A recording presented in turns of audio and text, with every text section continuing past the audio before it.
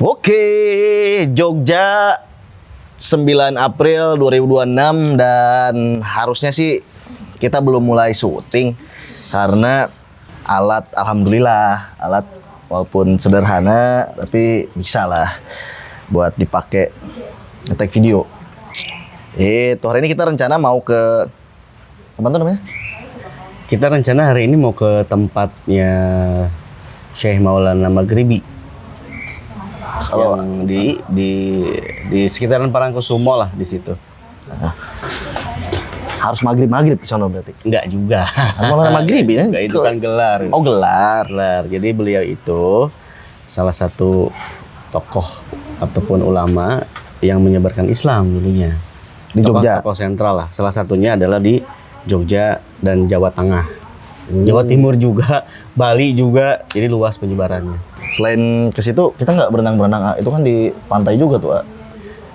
Ya, kita lihat situasinya lah. Udah siap kolor nih masalahnya nih. Kita lihat situasinya lah. Gitu. Kalau memungkinkan, ya kita sambil rawuh juga lah bahasanya. Gitu. Iya, kangen ini Bang Pet pengen ketemu Ibu Ratu. Ibu Ratu dia udah kangen ya.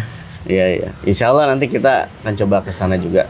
Tapi tujuan kita di awal tuh ya ke Syekh Maulana Maghribi dulu. Karena gini ya, kita kan nggak pakai nggak ada schedule. Jadi gue juga nggak tahu nih, apakah nanti kita video ini masih ngerekam pada saat kita ke Kota Gede apa gimana. Cuman ntar ikutin aja lah. Ya. Dan juga selain kita berdua nih banyak juga nih orang-orang nih. Siapa yang Oto. Dimas, Ijung. Jiung. Oh iya, Jiung. Oh, udah kali ya kita berangkat ya? Ya ini udah sorean juga. Yuk jalan. Yuk, es.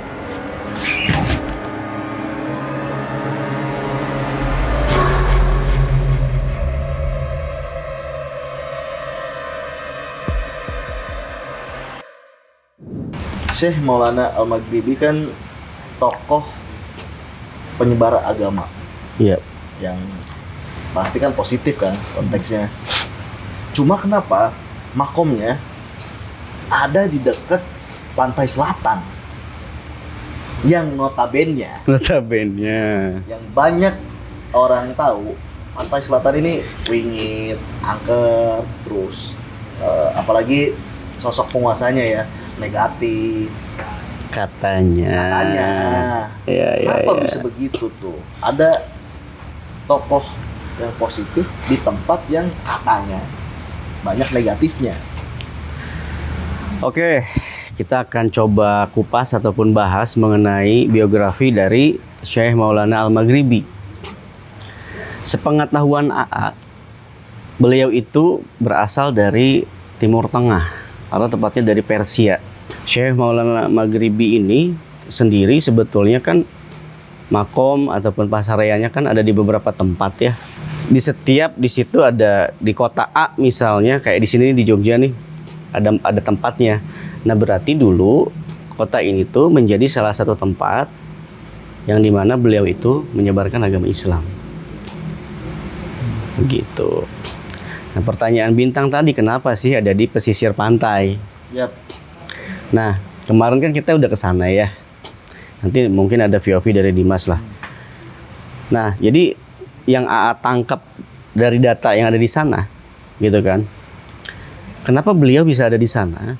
Tempat itu tuh sebetulnya menjadi tempat untuk bermunajat. Salah satunya ya, tempat untuk bermunajat, tempat untuk kholwat ataupun mendekatkan diri lah sama Yang Maha Kuasa. Dan eksisnya beliau itu sebelum ada Mataramnya berdiri. Jadi sebelum ada Kesultanan Mataram itu terbentuk, beliau itu sudah ada, sudah eksis, gitu. Nah, tempatnya sendiri itu sebetulnya bukan hanya di Jogja, di Jawa Timur ada, di Bali ada, di Lombok juga ada. Makom kan ya?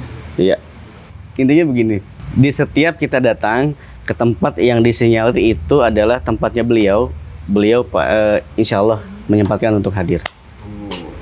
Itu aja poinnya. Ini alhamdulillah kita udah nyampe di depan lokasi makom kali ya. Makom Syekh Siapa coba? Al-Maghribi. Bukannya di depan ada teks ya? Apa teks saya sih sebenarnya nih. Syekh Maulana Maghribi. Al-Maghribi. Al-Maghribi. Nanti kita bakal agak nanjak tuh, tadi udah lihat selewat kan ya. Ngomong-ngomong itu tapi nggak ada videonya. Lupa.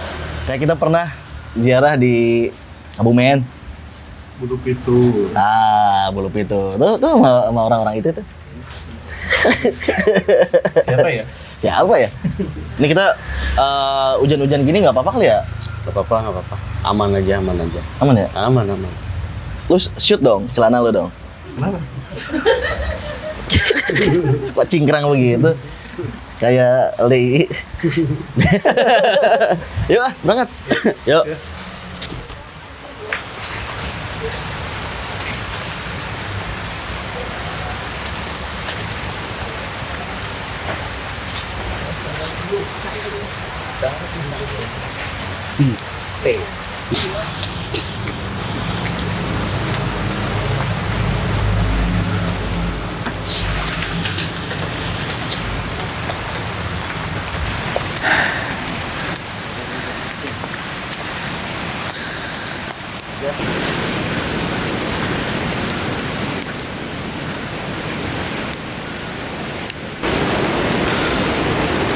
Konteks mengenai Ibu Ratu Pantai Selatan itu sendiri, pemahaman kita, beliau itu yang mungkin orang banyak itu kenal dengan sebutan Ibu Ratu Kenconosari atau Ibu Ratu Kencanasari, ya. Ya itu memang betul, itu pun salah satu namanya beliau. Dan sebetulnya yang lebih kita kenal itu dengan sebutan Ibu Nyimas Mamprang Kancana. Nah itu kenapa bisa jadi penguasa lautan ya? Kalau tadinya orang ya, lahiriah ya orang gitu. Kenapa? Ya karena mendapatkan satu anugerah, satu tirakat yang dalam, ya. Akhirnya takdir menuntun beliau untuk menjadi penguasa di pantai selatan. Sebetulnya bukan hanya pantai selatan aja. Pantai utara Pulau Jawa, Selat Sunda, termasuk ke samudra. Luas. Luas. Nah, tapi di beberapa plot di setiap daerah itu ada sosok-sosok juga yang diplot lah ya untuk menjaga kestabilan di sana. Punya menteri kali ya? Ya, contohnya misalnya dari Pangandaran ke Cilacap, dari Cilacap ke Kebumen, gitu kan ya.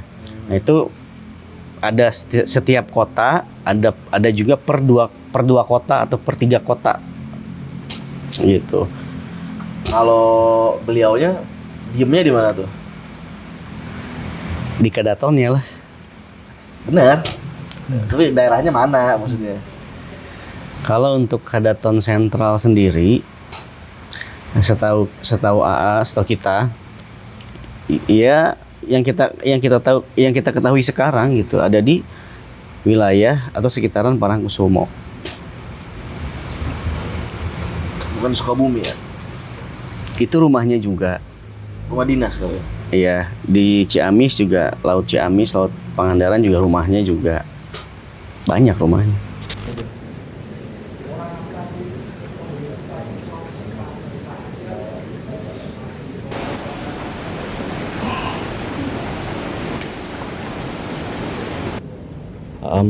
Alhamdulillah teman-teman, saat ini kita sudah berada di area pelataran ya atau pendopo awal gitu, sebelum nanti kita masuk ke area pasarean di sana di belakang saya. Insya Allah malam ini kita akan sama-sama berdoa gitu ya, sama-sama bertawasul sekaligus bermunajat kepada Yang Maha Kuasa ya. Yuk. Suwe banget udah mau mulai tawasul, mic-nya rusak. Kayaknya sama Eyang nggak dibolehin deh.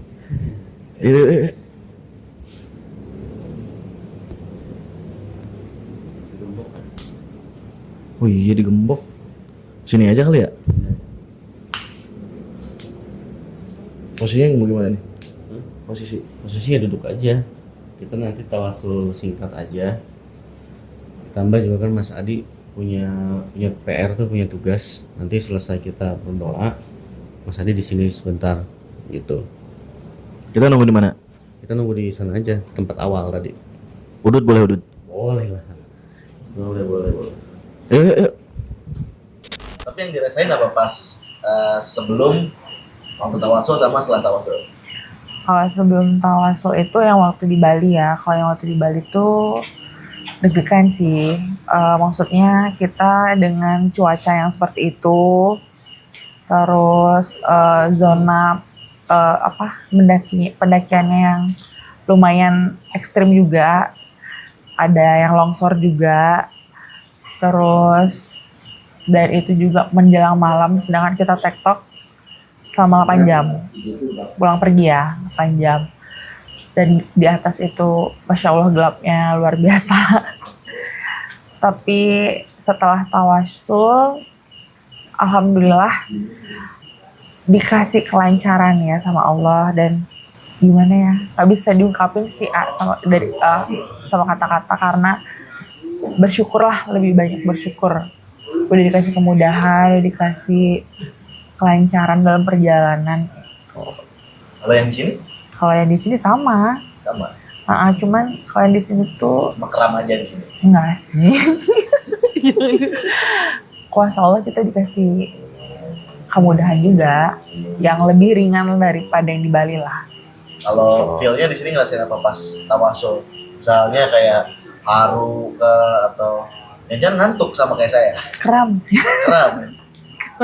Enggak sih, enggak. Kram iya, cuman tetap kita fokus berdoa dan alhamdulillah tenang aja sih, lega sih, lebih banyak bersyukurlah intinya.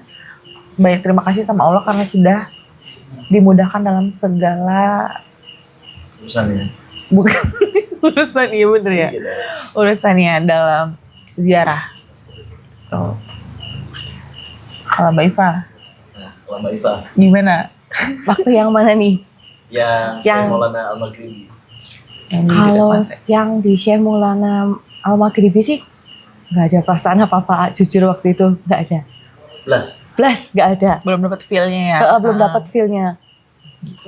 Saat tawasul di situ tuh kerasa adanya satu portal antar dimensi, yang memang portal itu tuh portal antar dimensi positif gitu.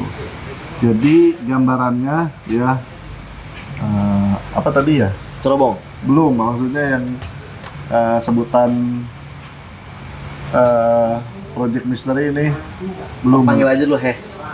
Jadi gambarannya nih. Ada cerobong asap dan di bawahnya tuh memang tempat buat menyimpan dupa. Itu dupa, terus sio, menyan di situ.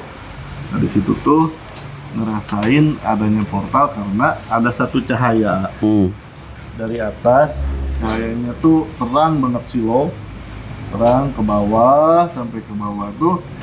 Jadi bermanifestasi salah satu tokoh dan yang pertama gue lihat tuh jadi si tokohnya tuh madepnya ke pinggir. Oh jadi nggak ada depan sama lo? Depan. Jadi si kepalanya tuh ditutup pakai sorban, tapi bukan dari kain sorban. Jadi kayaknya tipis, kayak taplak meja tapi putih. Dan itu awalnya belum tahu itu tuh siapa. Tuh, dan di situ ngasih wejangan yang baik buat kita semua. Itu. Dan sampai akhirnya setelah ngasih wejangan, toko ini tuh balik lagi menjadi energi. Gitu. Dan energi balik laginya lewat cerobong asap tadi. Kalau dari AA sendiri, pada saat itu kebetulan juru kunci atau Pak Kuncian ini kan belum naik ke atas. Beliau kan masih di bawah tuh, Iya benar. masih ada keperluan. Nah, akhirnya kan kita mulai tawasul duluan kan ya. Kita tawasul, berdoa bersama. Nah, di pertengahan tawasul itu Kemudian si juru kunci ini datang tiba-tiba datang dari belakang, kemudian tanpa aba-aba itu langsung ngebukain pintu si makom atau si makam kayak gitu. Beliau datang ngebukain pintunya kan 2 ya, dibukain, kemudian uluk salam, beliau juga sama, mohon izin dan sebagainya, kemudian mundur lagi ke belakang.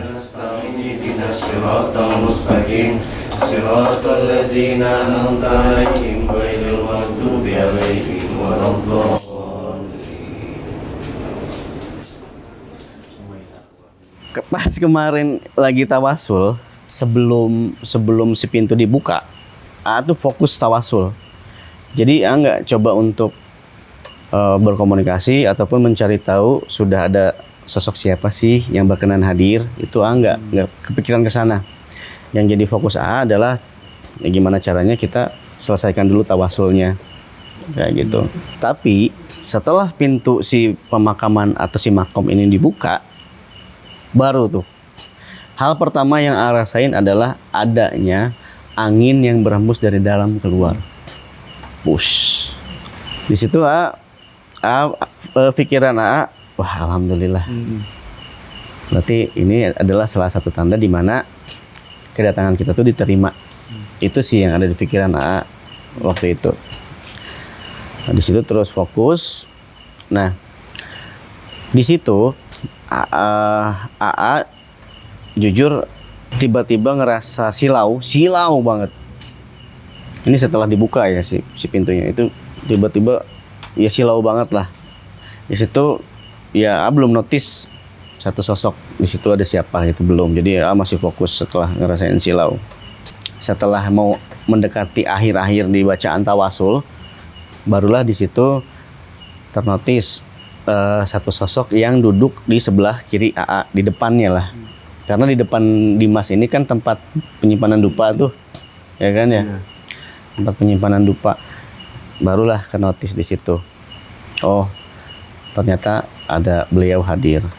Akhirnya di situ juga sempat sebentar berdoa di area dalamnya tuh, di area dalam.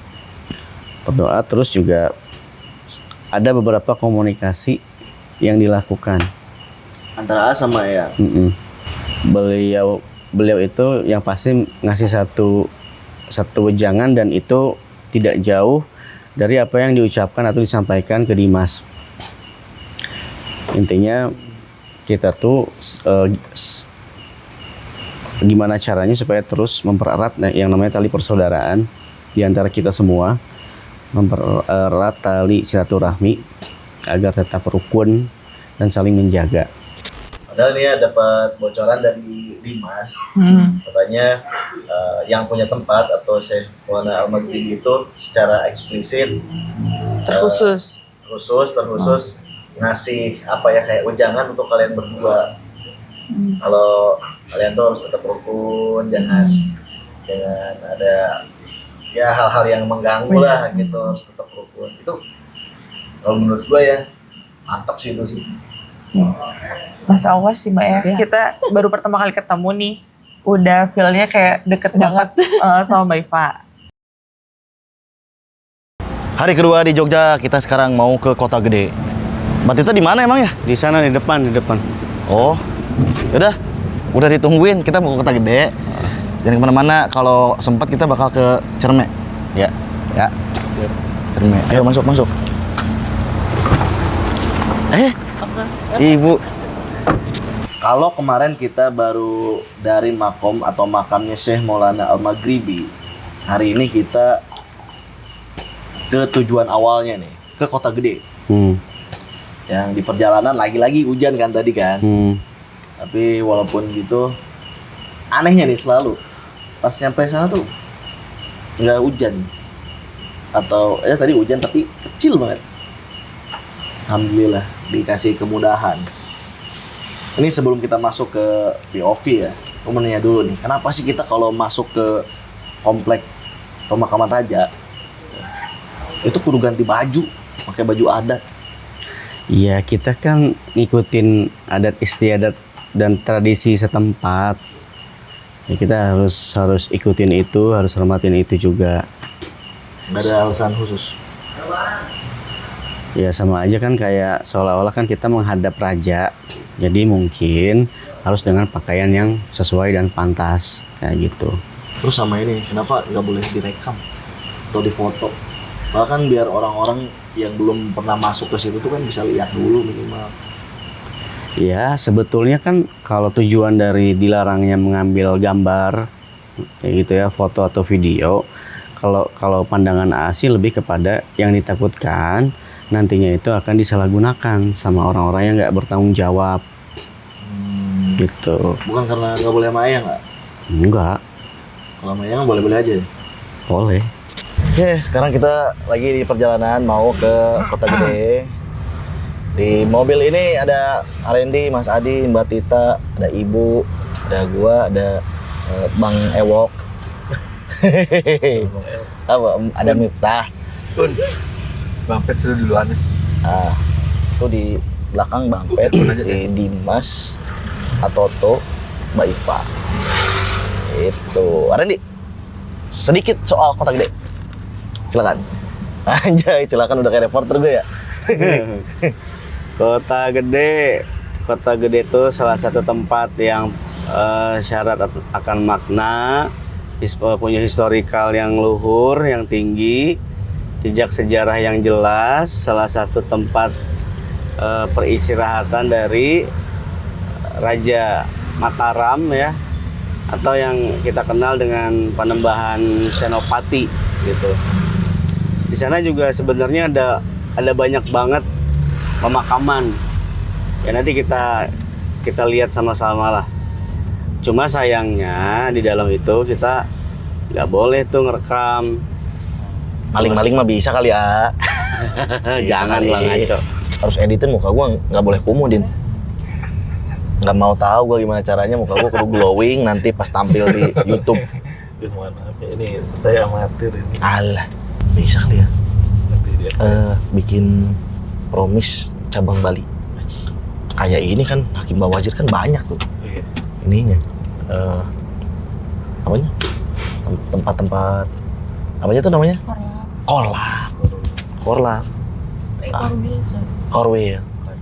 Wilayah. Nah kita promis walaupun ya belum gede tapi udah punya Korwil Bali kita. Punya base camp kita di Denpasar. Iya tuh kolam itu. Mbak dia korlapnya.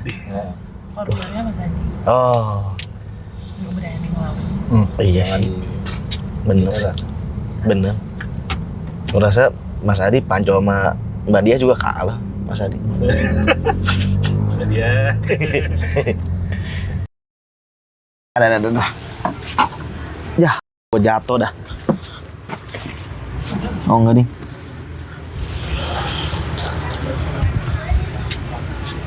Gimana gitu ya? Kita udah nyampe di Kota Gede, tempat dimakamkannya Panembahan Senopati Raja Mataram pertama. Let's go. Hah? Kecil, Din. Ya, Din. Nanti ini dong, Din. Iya, pakai filter B612. Iyalah. Pokoknya jangan sampai kucel aja gua, Din.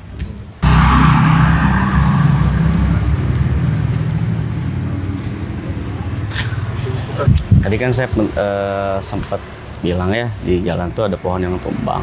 Nah, itu pohonnya sebetulnya bukan tumbang, tapi ada sebagian pohon yang iyalah gitu yang roboh. Cuman alhamdulillahnya tuh nggak semua. Saya pikir itu semua tumbangnya gitu. Ternyata hanya sebagiannya aja. Dan alhamdulillah masih berdiri tegak lah, masih berdiri kokoh gitu. Memang waktu kesini masih ada. Ini masih rimbun ke atas dulu. Ini gede banget. Gede banget, tinggi banget. Ini tuh salah satu jadi ikonnya juga, ikon Kota Gede gitu. Alhamdulillah. Sekarang ya kita masuk lah. Yuk. Beli jerigen, titipan pilot. Jadi sekarang after mau diganti pakai air beginian. 40. Apa deh? Di Jakarta nggak ada yang jualan jerigen. Jerigen ada, airnya kan yang nggak ada. Gimana sih lu? Oh, Din. Oh, ya, ini ahli-ahli Wing Chun Tanya kita aja, nih. Tok. Nah, Mip, ini masjidnya Mip. Masjid ini adalah salah 2 masjid yang arah kiblatnya nggak berubah sejak dibangun. Gokil nggak? Gak dirubah. Ya dirubah. Jadi dari awal emang arah kiblatnya udah pas, tepat, nggak meleset 1 derajat pun. Satu lagi di Demak. Demak. Oke, ini yang ngarahinnya atau penunjuk arah kiblatnya Sunan Kalijaga. Oke, Din. Ini ada kolam, ada ikan-ikannya, Din. Zaman dulu pakai buat cuci kaki dulu kan, nggak pakai sendal kan orang-orang zaman dulu kan. Hah? Pakai ikan. Mana? Di atasnya itu ada tulisan 18 Foto. Nah, itu adalah renovasi. Jadi 2 kali renovasi tuh 1856 Oh iya. sama 1926. Sampai sekarang belum direnov lagi. Gokil kan? Asih. Nah, ini sama ini nih. Ini jam dari Pakubono 10 PBX. Berdua lah. Sama Mbak Tita. PBX dong. Tadi. Itu PX deh. Kan X-nya di bawah tuh, Din. Elah. Maaf. Ada apa dengan tukang cilok? Legend itu. Tukang Dari 1856. bukan. Itu katanya tukang cilok bisa berubah jadi macan. Serius? Bohong. Mau ke Senang bawa dulu nggak apa? Ayo sih. Air kahurip Pak, air sendang. Jadi ada mata air nggak habis-habis. Ada 2 lokasi, nanti di bawah 1 sama di arah sana 1. Ini bisa atau sering dimanfaatin juga sama warga-warga, Mip. Jelasin dong kenapa kudu pakai baju adat. Ya. Karena biar gaya. Gaya. Enggak. Karena memang udah aturannya. Aturannya begitu. Ini apa? Dilarang buang sampah sembarangan. Ngerti gua. Di sana nggak ada aksara Jawa nggak ada ya? Di mana? Di sana dulu waktu kalian SD SMP Nggak ada. nggak ada ya? Gua SMP belajar ini ya, aksara Sunda. Ada ya? Ya iya. Sunda ada. Aksara Sunda Sunda ada. Ada. Tapi sih aksara Jawa. Belajar. Dulu aku pintar loh, sekarang udah lupa. Ada cara kata Jawa lah Pada masanya. pada masanya.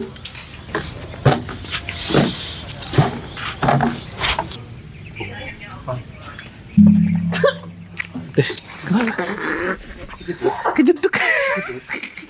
Ada aja. Gue favorit sama ini coba. Gue jangan. Ini apa lagi di sulap. Sulap apa gue bisa ada di bawah. Ada.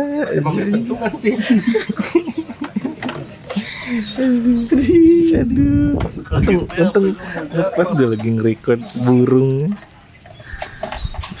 Itu kalau nanti di video ada bunyi dong, nanti Iya kedenger.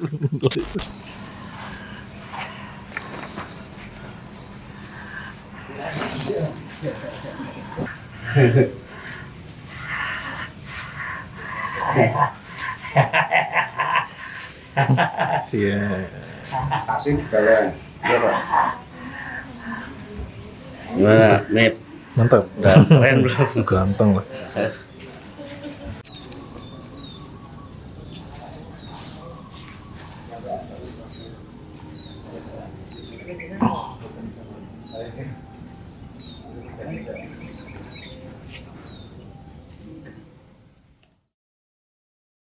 Nah, di sela-sela tawasul ini kan biasanya suka ada dapat gambar gitu, insight. Gimana? Dapat apa? Dimas dulu deh. Bintang dulu deh. Oke, bintang dulu ya. Iya. Kalau bintang sih tadi, enggak, kalau gue tadi emang sebenarnya nggak mau coba fokus, jujur, karena kegerahan tadi kan. Tapi begitu mulai, tiba-tiba langsung kebuka. Langsung ke koneksi. Langsung ke koneksi, aneh tuh.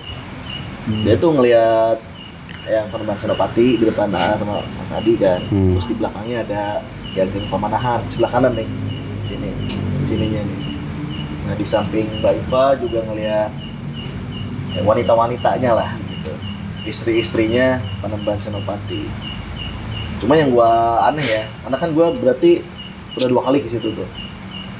Kalau di kesempatan pertama tuh datang sepaket kan. Yang Penerbang Senopati, Ki Ageng Pamanahan sama yang Joko Tingkir. Tapi tadi gua sama sekali nggak lihat. Yang Joko Tingkir. Yang Joko Tingkir yang nggak melihat dan nggak merasakan. Nah ada lagi nih yang lucunya nih. Apa tuh? Yang lucunya. Jadi Ki Ageng Pamanahan tuh munculnya dari makamnya beliau malah. Ini kan apa sih patok ya? Patok tuh apa namanya? Nisan. Nah dari Nisan sini sulit ke sini. Ke belakang makamnya Penerbang Senopati. Langsung ke belakangnya. Itu mah jelas banget gue ngeliat. Gue bilang pindahnya ngeliat banget gue. Gokil, aman banget. Takjub sih. Terus selama tawasul juga khusyuk.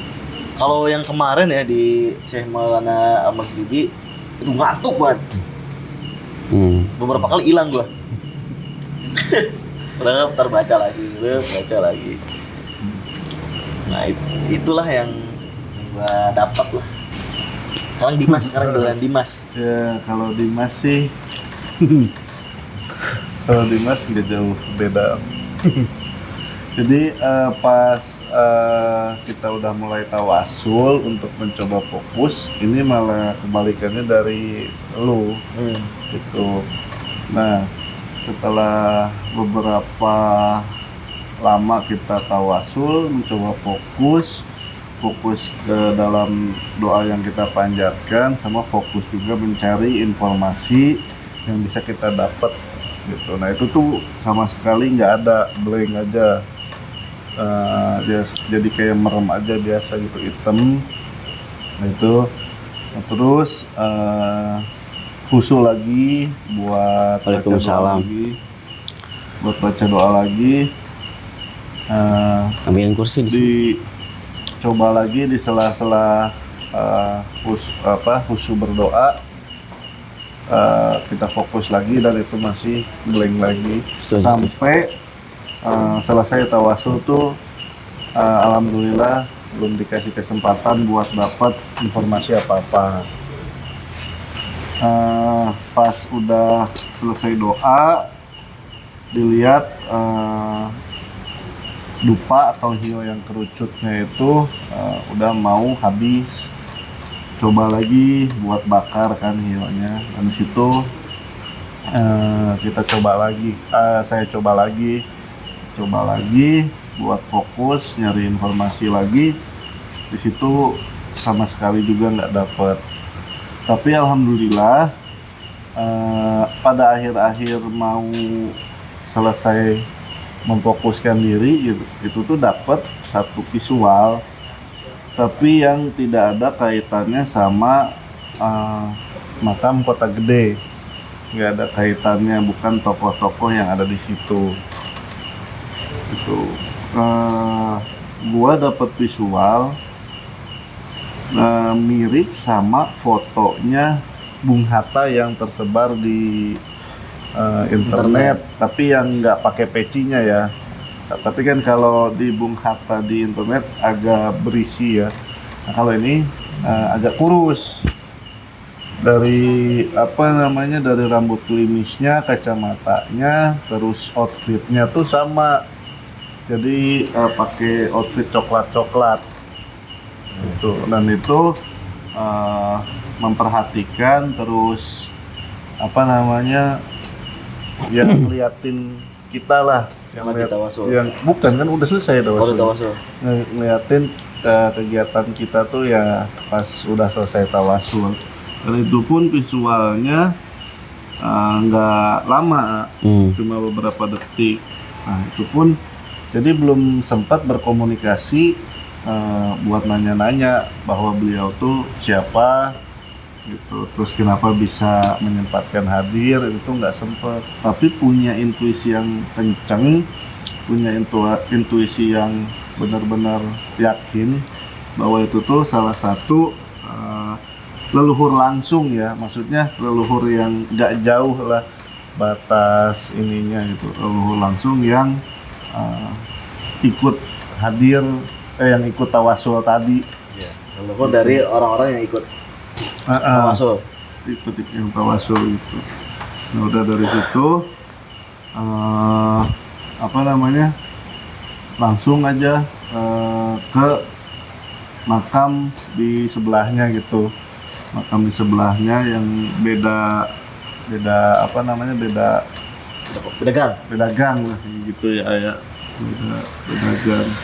Dan di situ ke makamnya yang disinyalir dan dapat informasi dari kunci atau abdi dalam itu yang Joko Tingkir kan.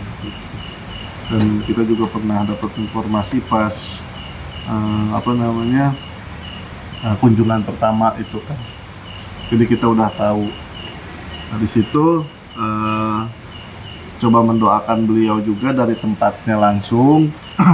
Setelah mendoakan dengan tawasul singkat, karena kan tawasul panjangnya udah kita lakuin di makam yang pertama. Nah, di situ setelah selesai doa, lanjut lagi mau menggali informasi gitu kan, lanjut lagi menggali informasi, dan di situ nggak dapat juga, belum dapat.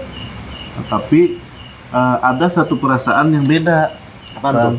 Jadi perasaannya kalau pas tawasul di situ seneng, gembira gitu, kayak excited lagi sama kayak di Syekh Maulana Al-Maghribi. Tapi pas setelah mendoakan terus fokus di yang Joko Tingkir itu langsung berubah 180 derajat. Itu langsung haru, terus sedih, dan itu tuh campur aduk, nggak tahu gitu kenapa kok bisa Punya perasaan kayak gitu. Punya perasaan kayak gitu pas di cuma beda beberapa meter doang kan jarak. Itu sih yang gua rasain pas kita tawasul di Kota Gede. Oke. Sebelum nanya POV Arendi, ini ada kedatangan siapa kita? Ya alhamdulillah malam ini kita kedatangan tamu ya.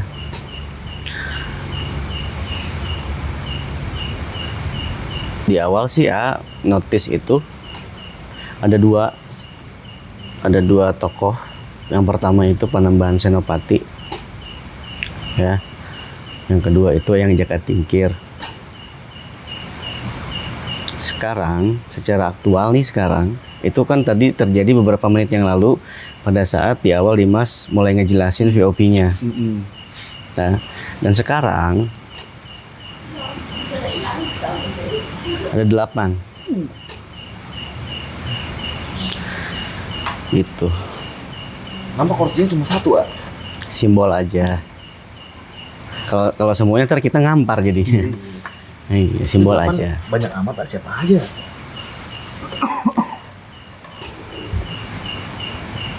Nantilah sambil jalan lah dijelasinnya.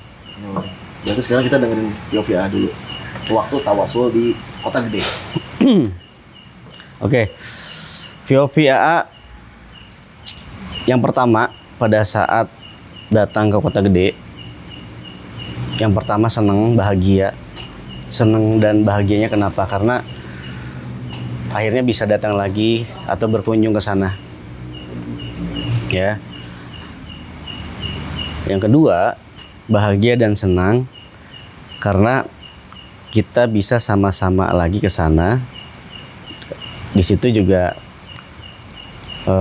karena bisa bareng-bareng juga sama Mas Adi, sama Mbak Tita, sama Bang Pet, sama Mbak Iva juga. Gitu sih, lebih ke haru aja sih, senang lah gitu, bahagia. Tambah ibu ya, ibu itu sih yang di luar apa ya, prediksi gitu. Awalnya kan ibu kan dan Mbak Tita tuh nggak bisa ikut gitu, taunya Alhamdulillah bisa ikut kayak gitu. Jadi kayak ketarik lagi flashback ketika kita awal ke sana sama Mas Adit juga, nganter Mas Adit, ada Bang Pet juga gitu. Nah kemudian di dalam itu pada saat tawasul lagi-lagi ya tetap berusaha fokus buat selesaikan dulu tawasul kita sampai ke doa yang terakhir.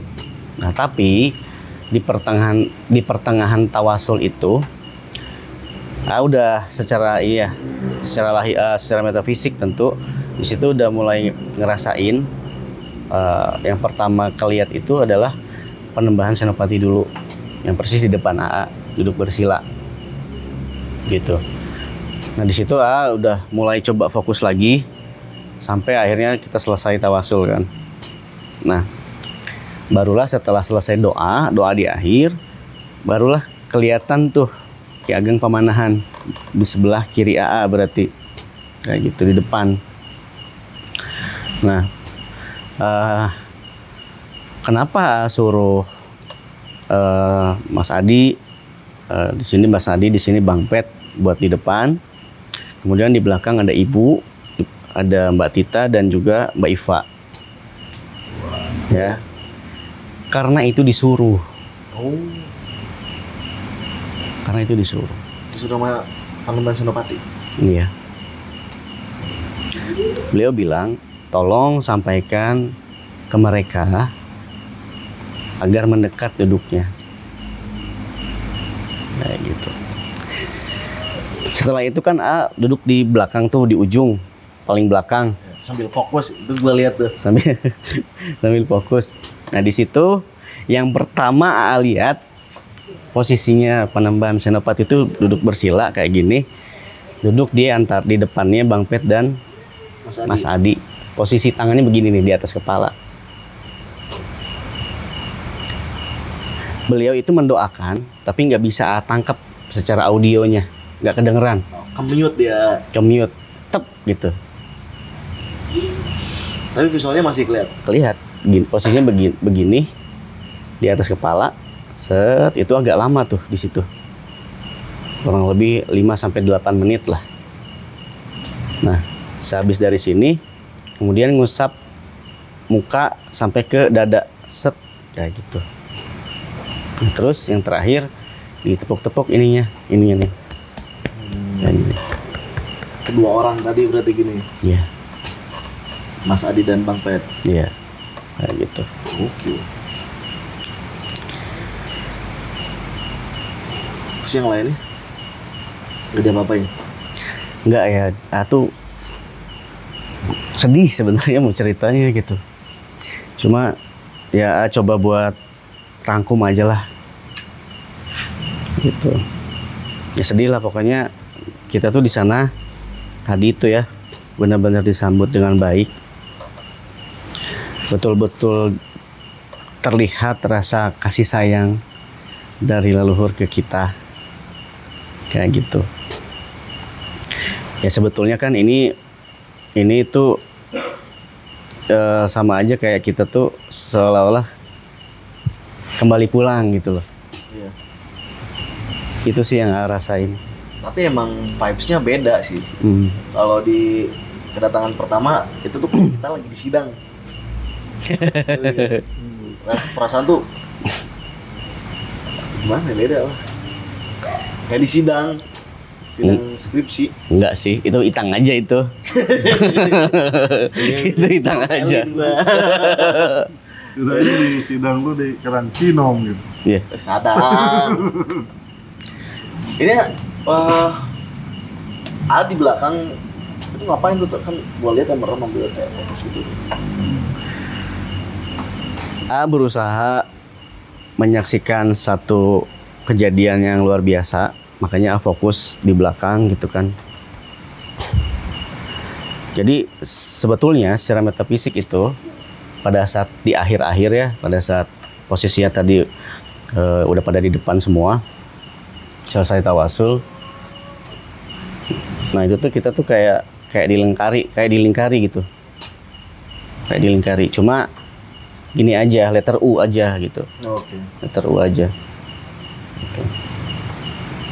Ada beberapa tokoh yang menyempatkan hadir juga, tokoh-tokoh lokal yang ada di sana, tokoh-tokoh ya, tokoh-tokoh besar juga lah, punggawa-punggawa Mataram lah, kayak gitu. Cuma juga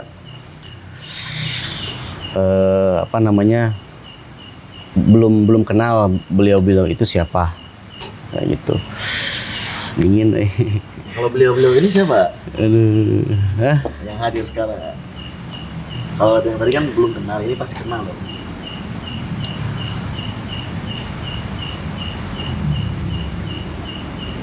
Jangan siapa deh, dari mana deh. Kalau nggak mau jawab siapa. Ya,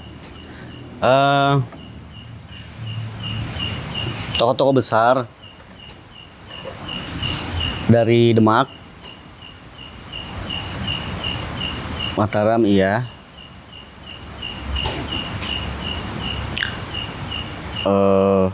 Majapahit yang terakhir, sisanya dari Sunda. Yang dari Sunda.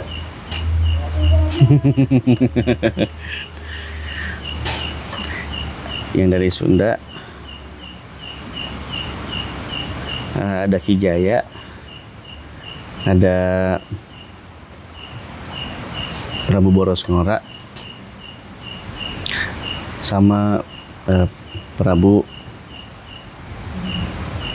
Ciumanara gitu. Dari Demak. Dari Demak ada Sunan Kalijaga, Raden Fatah. Ya itu aja sih. Mataram. Itu kan yang dari Mataram, Panembahan Senopati berarti ya. Terus Main tinggi. bukan, Bukan. ini kan terpisah nih yang Joko Tingkir mah di awal. Sultan Agung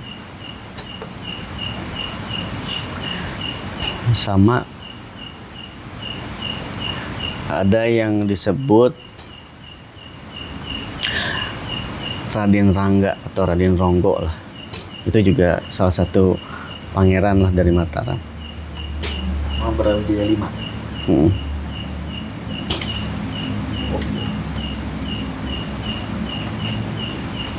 Ngapain nak? Datang nggak? Kayak nonton podcast. Ya memang saat ini beliau-beliau itu inilah apa namanya, bersengkrama lah, ngobrol, diskusi. Tapi bisa ditanya nggak sih? Enggak, Nggak usah medimisasi, maksudnya nanya aja tadi yang Joko Tingkir kenapa nggak kelihatan? Bisa dari mana?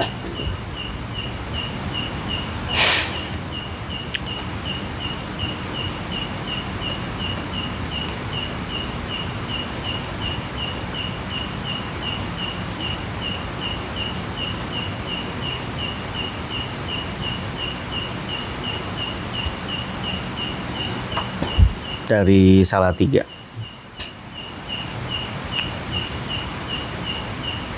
Kalau yang dari Sunda ngapain nak kemarin ya? Ya intinya silaturahmi lah sama tokoh-tokoh yang ada di sini semua, kayak gitu, ngumpul bareng. Sengaja. Hah? Sengaja apa numpang lewat gitu? Ya pasti nggak ada sesuatu yang disengaja. Semua kan sudah diatur ya. Ini sih ya senangnya ada, kesalnya ada. Senangnya kedatangan ya beliau-beliau ya.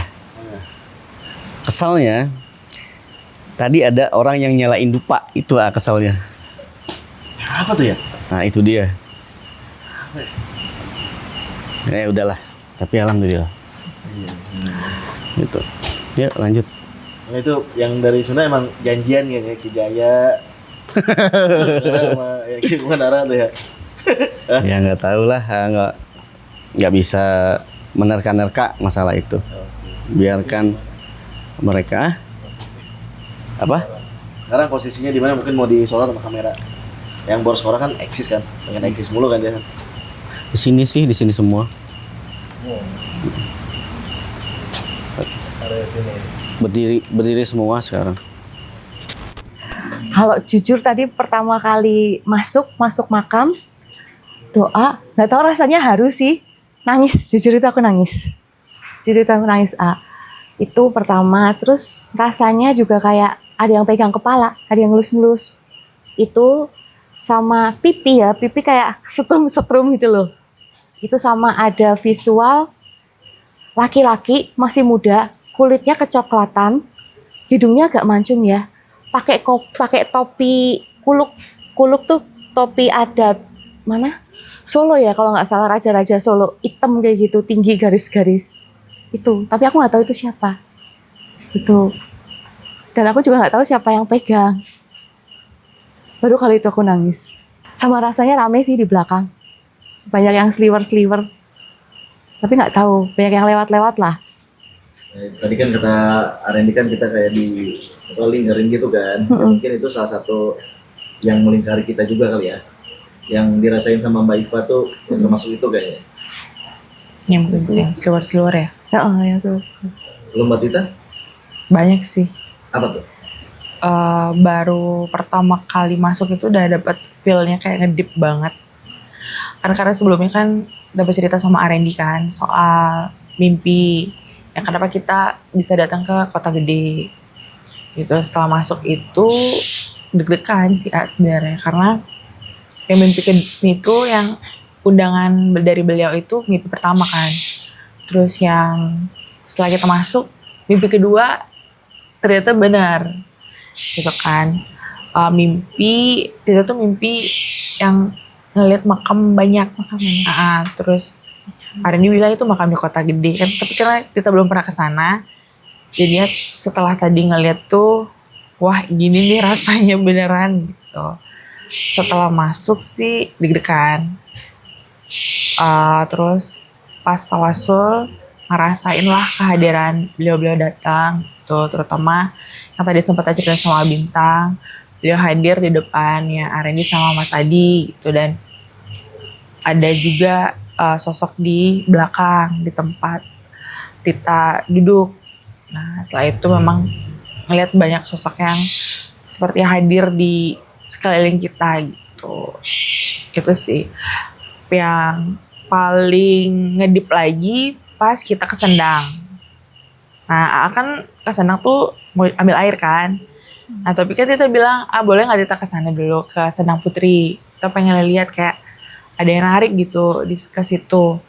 Saya kira keliling sendiri kan, Belva juga lihat kita sendiri. Itu tuh kayak ngelihat visual zaman dulu mereka rame gitu, kayak misalnya abdi-abdi dalam di situ. Tapi kita nggak tahu ya itu halusinasi atau gimana, karena ngerasa banget waktu jalan sendiri itu pas maghrib ya, kalau saya mau maghrib ya.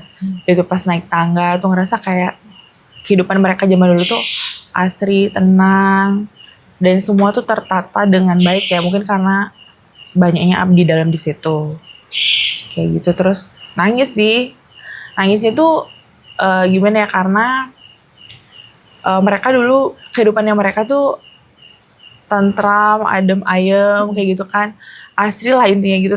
Sedangkan zaman sekarang itu kayak pudar karena zaman. Gitu sih sedihnya tuh di situ. Cuman feelingnya tuh ngerasa kalau misalnya kehidupan zaman dulu tuh kayak enak banget ya gitu. Itu aja sih ya. Kehidupan zaman dulu gak ada HP sih, gak enak. Emang sih, tapi kayak miss banget sama kehidupan zaman mereka dulu gitu. Yang rame, kelihatan lalu lalang, ada yang nyapu, masih pakai sapu dari bambu itu yang panjang, tapi nggak tahu ya itu hal atau gimana. Cuman ngerasanya tuh kesana gitu. Gitu sih. Pengalaman yang pertama kali baru datang, dan itu benar-benar dibuat up and down. Sama feel-nya di sana gitu. Itu aja sih. Itu tadi yang dilihat sama Mbak Eva yang pakai Topi kuluk. Itu Siapa? Panembahan Senopati. Oh ya? Iya. Ama sama Mbak itu juga Iya. gitu di mimpinya. Tapi Oh, itu iya. lebih jelas visualnya. Kalau Tapi- Mbak Ipa, Nggak kumisan loh, kalau kita kumisan, Kumisan. tebel. Nggak kumisan tadi, Hidungnya mancung, Hidungnya mancung. kulitnya hitam manis lah. Coklat, gitu. gitu. Kalau yang kita lihat visualisasi itu lebih gagah, karena kamu kan lagi berdiri Diri, gitu kan.